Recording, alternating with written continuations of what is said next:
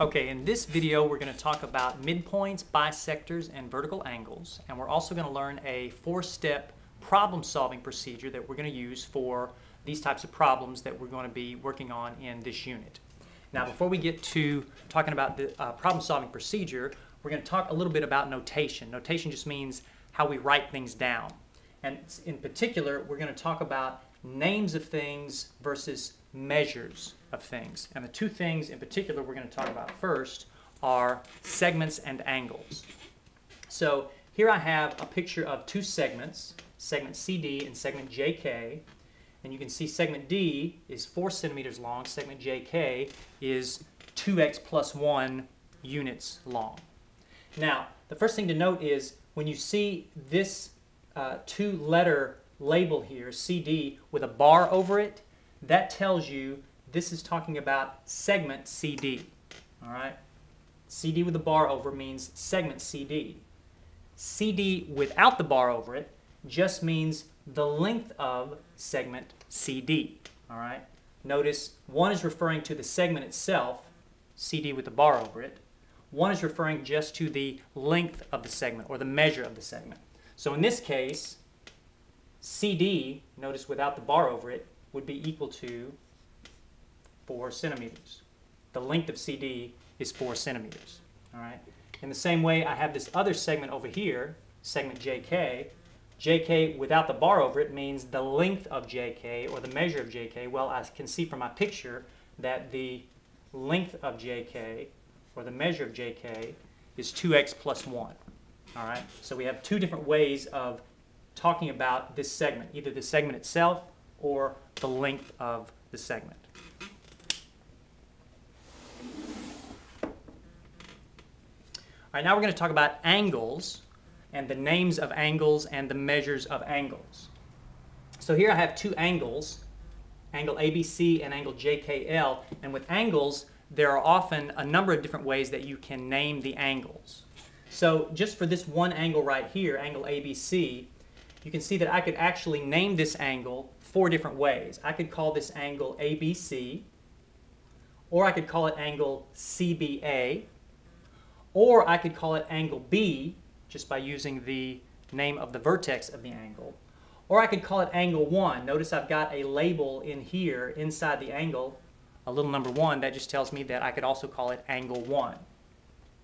These are all names of this angle.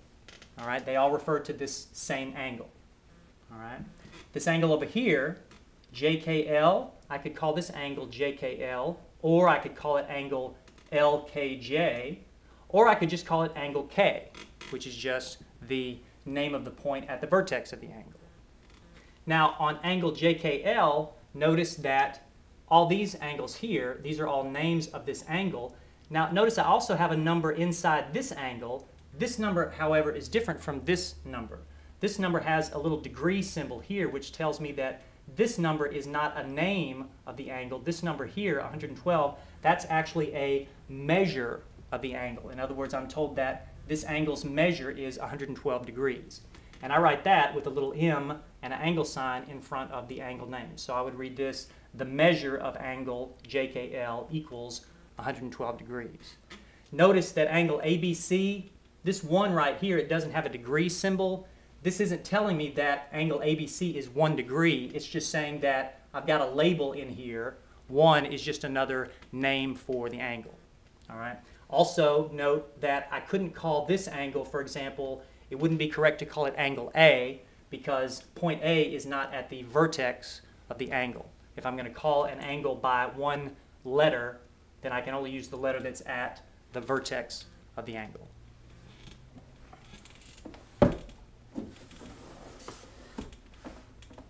All right, let's take a look at some examples having to do with midpoints. Our first example has to do with midpoints. So example number 1 says, if point C is the midpoint of segment AB, and the length of segment AC is 3x plus 1, the length of segment CB is 2x plus 4, find x, and the length of AC, the length of CB, and the length of AB. Okay, so first thing we want to do is talk about our 4-step problem-solving procedure. The 4 steps involved in our problem-solving procedure are: step 1, you draw and label a picture. Step 2 is you set up an equation. Step 3 is you solve the equation. And then step 4 is you ask yourself, am I done? So let's see what these steps look like in this particular example. Step number 1, draw and label a picture. All right, well, the picture I want to draw, it says if C is the midpoint of segment AB, so what I want is, I want a segment AB, and I want a point C that's the midpoint. Well, I know that if it's a midpoint, it's right in the middle of the line segment AB. I also know that this piece is going to be congruent to this piece. In other words, since C is the midpoint, it divides AB into 2 congruent segments. So these are my 2 congruent markings, my congruent hash marks. Now, I'm also told that the length of AC is 3x plus 1. So let me label this 3x plus 1. And I'm told the length of segment CB, that's this piece here, the length of CB is 2x plus 4. So I want to label that on my figure as well. All right, so there's step 1. I've drawn my picture, and I've labeled my picture with all the information that I have about it. All right, step number 2 is to set up an equation. All right, well, setting up an equation, in order to set up an equation, I usually have to draw on some information that I know about the figure that I've drawn. Well, the information that I'm going to draw on here is that since C is the midpoint of segment AB, I know that these 2 segments, AC and CB, must be congruent. Therefore, 3x plus 1, which is the length of AC, must be equal to 2x plus 4, which is the length of CB. Now I've just set up my equation using what I know about midpoints and segments. Step 3, I need to solve my equation. So let's see, I'm going to subtract 2x from both sides. That leaves me x plus 1 over here. My x's go away here. And if I subtract 1 from both sides, my 1's go away here, and I've got x equals 3. Now I'm done with step 3. I just solved my equation. Step 4 is to ask myself, am I done? Well, I'm going to be done if I've found everything I've been asked to find. I said find x. All right, I found x, but no, I haven't found these 3 measures, so I'm not done yet. So let's see. Find the measure of AC. Well, AC is equal to 3x plus 1. I know what x is because I just found x, so I can just take x equals 3. I can take 3 and plug it in here for x. That gives me 3 times 3 plus 1.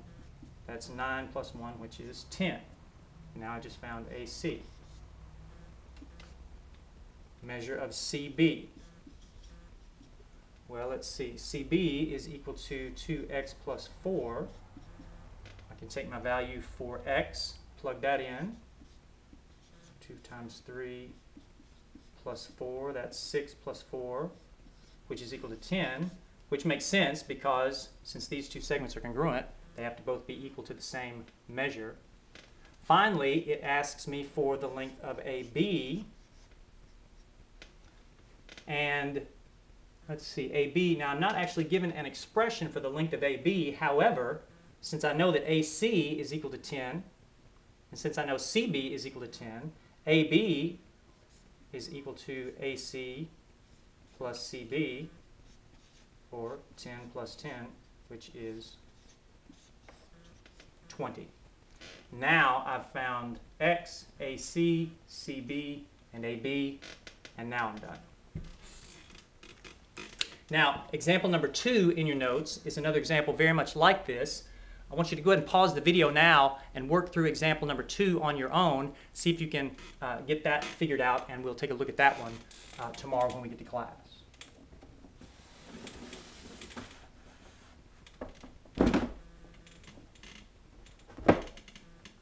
Example number 3. Example number 3 says, erased here. 6. All right, example number 3. Line DB bisects segment AC at point E.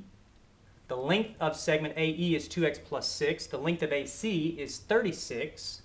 Find X, AE, and EC. All right, so first step in my problem-solving procedure, I need to draw and label a picture. So let's see. Line DB bisects segment AC. Okay, let's see. How about if I draw segment AC like that? I need line DB to bisect it, which means it goes right through the middle of it. So let's see. How about if I draw it like that? This will be line DB. Since it bisects it, I know that these two segments, these two parts of AC, oh wait, I forgot to put in my point E. That's the point where it bisects the segment. So I know these two segments, AE and EC, are congruent, so I'll put my congruence hash marks in. Now I know the length of segment AE is 2x plus 6, so AE, 2x plus 6. And I know the length of AC, let's see, AC, that's this whole segment here, is 36. So find X, AE, and EC. Okay, so I've drawn and labeled my picture. Step number 2, set up an equation. So I need to set up an equation using what I know about my figure. Well, I've got this segment here. The whole length of the segment is 36, and the length of this piece is 2x plus 6. And since I know these two segments here are congruent, I know that this segment must also be 2x plus 6. Now I can set up an equation. These two segments added together must be equal to the whole segment. So 2x plus 6 plus 2x plus 6 equals 36. Now I've set up my equation. I'm ready for step 3, which is to solve it. Collect like terms. 2x and 2x gives me 4x. 6 and 6 gives me 12. Subtract 12 from both sides. My 12s go away here. Let's see, that's 24.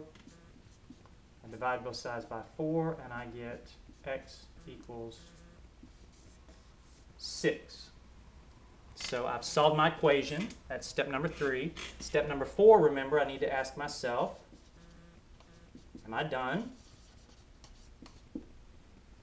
And let's see, I was asked to find x. Okay, I did that. Now I've also got to find AE, the length of segment AE, and the length of segment EC. So I haven't done that yet, so I need to do that. So let's see, AE, I'm told the length of AE is 2x plus 6, but I know what x is because I just found that right here. So I can just take 6, substitute it in here for x. 2 times 6 plus 6. That's 12 plus 6, which is 18. Now I just found the length of AE. And now I have to find EC. Let's see. Oh, well, EC is this distance here. But EC is also equal to 2x plus 6, so that one's pretty easy. EC is also 2x plus 6. I'm going to plug 6 in again, and that's going to give me the length of EC. And now I'm done.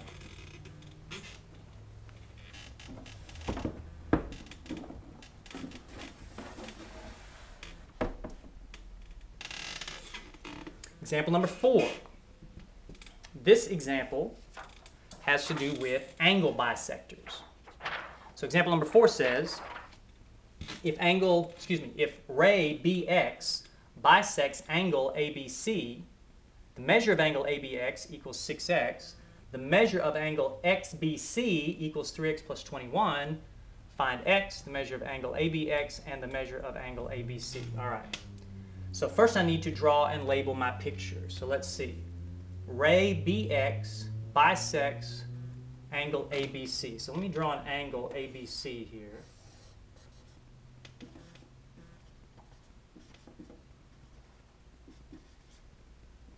A, B, C. And I know B has to be my vertex point because B is the middle letter in the name of my angle. And I'm told ray BX bisects angle ABC. So I need a ray here that's going to bisect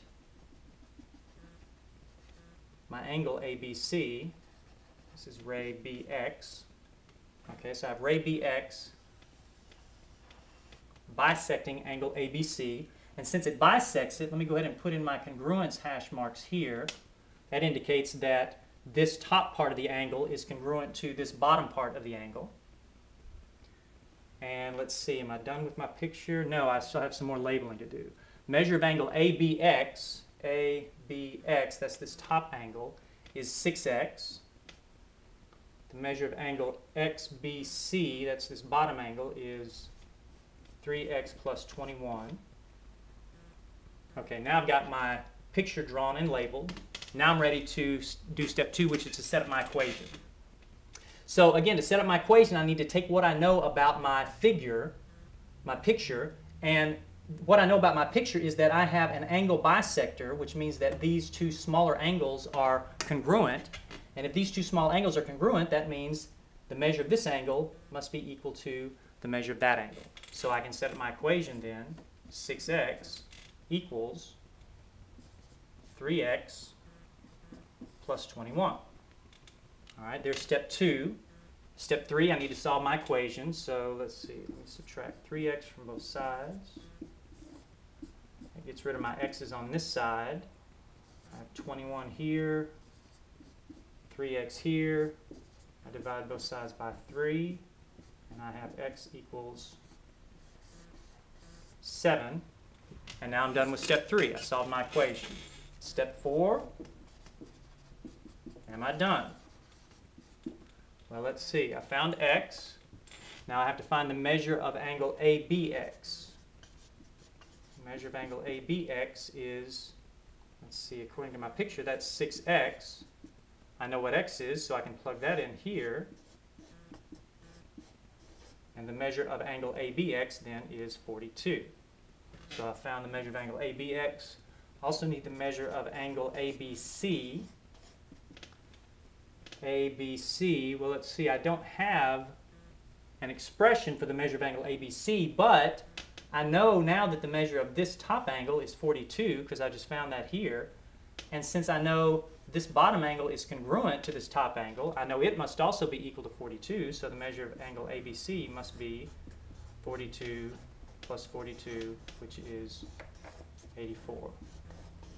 And now I've found x, measure of angle ABX, and the measure of angle ABC, and now I'm done.